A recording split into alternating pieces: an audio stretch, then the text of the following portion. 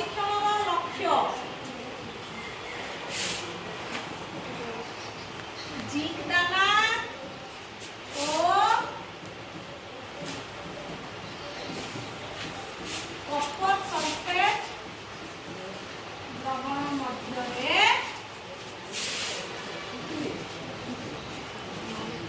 रासायनिक प्रतिक्रिया अनुध्यान करबा। आवश्यक उपकरण test tube stand, test tube, आवश्यक रासायनिक पदार्थ जल, कपर सल्फेट, जिंक दाना,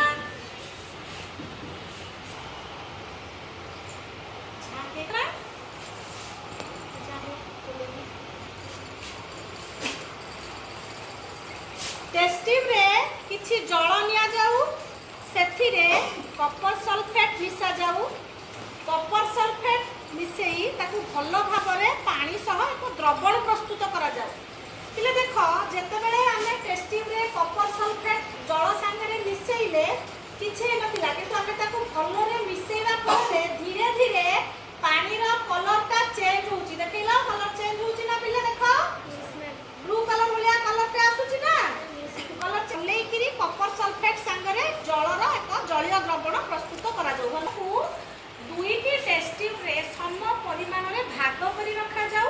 गोटे टेस्ट ट्यूब रे जिंक दाना पकई ताकू हमें किछि समय पाई छाडी दबा, रासायनिक प्रतिक्रिया होबा कोन होची हमें देखा सदा पर्यवेक्षण रे लेखिबा, तापर सिद्धांत लेखिबा। सिद्धांत रे लेखिबा काहे की सेमिति हैला।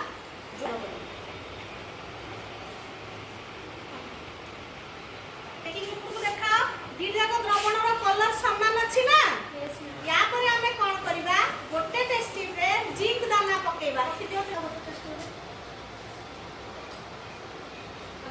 विस्थापन कोन एक अधिक सक्रिय धातु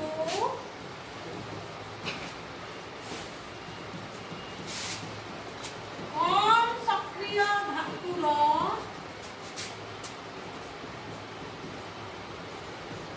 यौगिकर जलीय द्रवणरू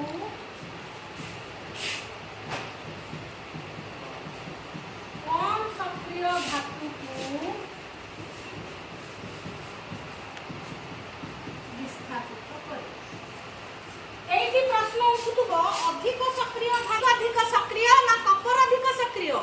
जिंक। जिंक એટલે अधिक सक्रिय धातुटी हला तमरा जिंक। कम सक्रिय धातुटा कोन? कपर। कम सक्रिय धातुर यौगिकर जलीय द्रवण, कम सक्रिय धातुर यौगिक आमे एठे कोन नेले? कपर सल्फेट। कपर सल्फेट रो जलीय द्रवण प्रस्तुत कले CuSO4। कम सक्रिय धातुर जलीय द्रवण यौगिकर जलीय द्रवण प्रस्तुत कले, प्रस्तुत करिया फଳରେ से कोन कला? कम सक्रिय धातु को विस्थापित कला। माने कम सक्रिय धातु कपर सल्फेट सह जो यौगिक सृष्टि करथिला, जिंक कोन करिवो ताकू विस्थापित कर दो।